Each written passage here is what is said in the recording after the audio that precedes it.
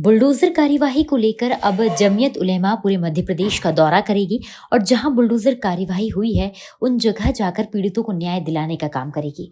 जमीयत उलेमा हिंद के प्रदेश अध्यक्ष मुफ्ती मोहम्मद अहमद खान ने कहा कि आज मुल्क भर में एक विशेष समुदाय को टारगेट किया जा रहा है। कहीं कोई हादसा होता है और उसमें आरोपी अगर मुसलमान हो तो फौरन उसके घर को अवैध बताकर बुलडोजर से तोड़ दिया जाता है और पूरे घर को बेघर कर दिया जाता है।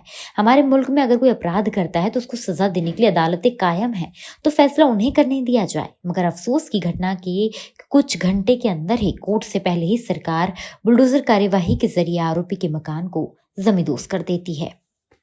तो प्रेस कॉन्फ्रेंस रखने का मकसद ये है कि पूरे मुल्क में मुसलमानों के साथ बेचैनी है। मुसलमान इस वक्त बड़ा परेशान है, बेहद तकलीफ़ में है, बेहद अफसोस में है, बेहद गमगीन है। और उसकी वजह यह है कि ज़रा सा कुछ होता है हमारे हुजूर पाक सल्लल्लाहु अलैहि वसल्लम की तौहीन की जाती है।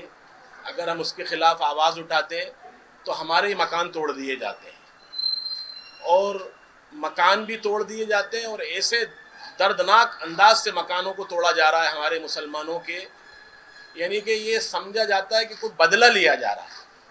एक ख़तरे की भावना और एक नुकसान पहुंचाने वाले काम होते हैं।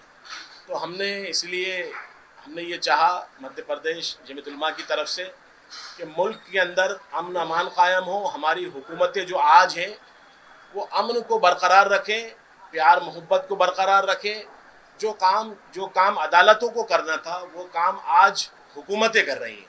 तो मैं हुकूमतों से ये कहना चाहता हूँ, जो हमारी अदालतें हैं, जो हमारे न्यायालय हैं, हमारे कोर्ट हैं, वो किस काम के हैं? फिर अगर सारे फैसले आप कर देंगे तो फिर अदालतें क्या करेंगी? तो हम ये आपसे दरख्वास्त करते हैं, हमारी मध्य प्रदेश गवर्नमेंट से, पूरे इंडिया की गवर्नमेंट से, कि भाई जो अदालतों का काम है अदालतों को करने दें। अगर किसी ने गलती की है उसको आप बेशक सज़ा दें, लेकिन मकानात को तोड़ के एक बेटे ने गलती की तो पूरे मकान को, उसके बाप की बनाई हुई संपत्ति, पूरी जायदाद को आप तोड़ देते हैं। ये हमारे मुल्क के लिए और मुसलमानों के लिए बहुत नुकसानदेह।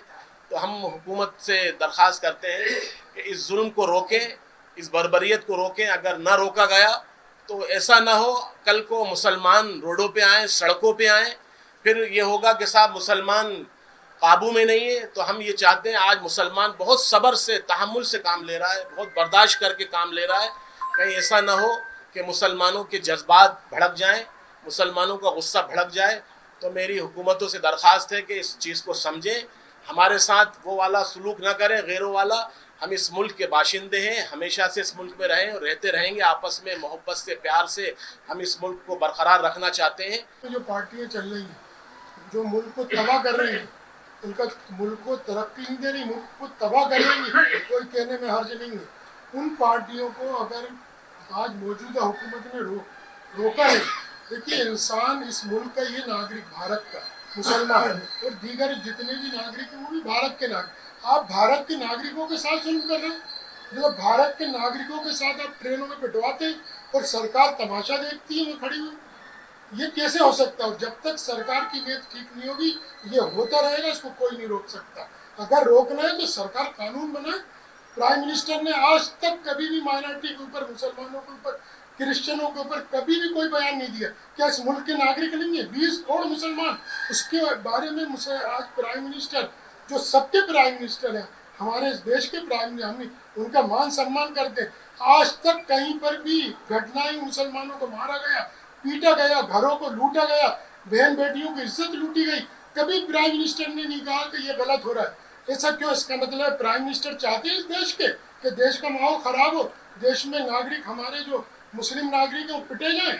ये उनको देना पड़ेगा। पूरी दुनिया के अंदर हमारे प्राइम मिनिस्टर शांति का संदेश लेके जा रहा है कि हम पूरी दुनिया में शांति चाहते हैं, और हमारे देश में, भारत में अशांति फैली हुई है। हमारे देश के अंदर नागरिक पिट रहे हैं और आप पूरी दुनिया में शांति की आवाज़ उठा रहे हैं। पहले अपने भारत को सही करो, पहले भारत के नागरिकों की सुरक्षा का इंतजाम करो।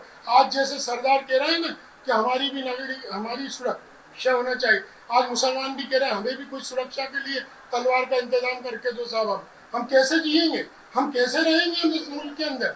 आज ये बताइए, मुसलमान ने इस देश की आज़ादी से लेकर 700 साल तक हुकूमत करी, कभी किसी एक मुसलमान धार्मिक ने ये कहा कि ला इलाहा इल्लल्लाह पढ़ो नहीं तो मार दिया जाएगा। आज हिंदुस्तान के अंदर, पूरे हिंदुस्तान के अंदर जगह जगह कहा जाता है जय श्री राम के ना होगा नहीं तो काट दिए जाओगे। ये कैसे चलेगा? कैसे मुल्क चलेगा? इस तरीके से मुल्क चलता है? आप दुनिया में सफर कर रहे हो, दुनिया में आप जाके शांति की बात कर रहे हो और हमारे भारत के नागरिकों को आप बुरा भला कह रहे हो। ये बंद करना पड़ेगा, सच्चाई पे आना पड़ेगा और इसमें मीडिया का बहुत बड़ा रोल है।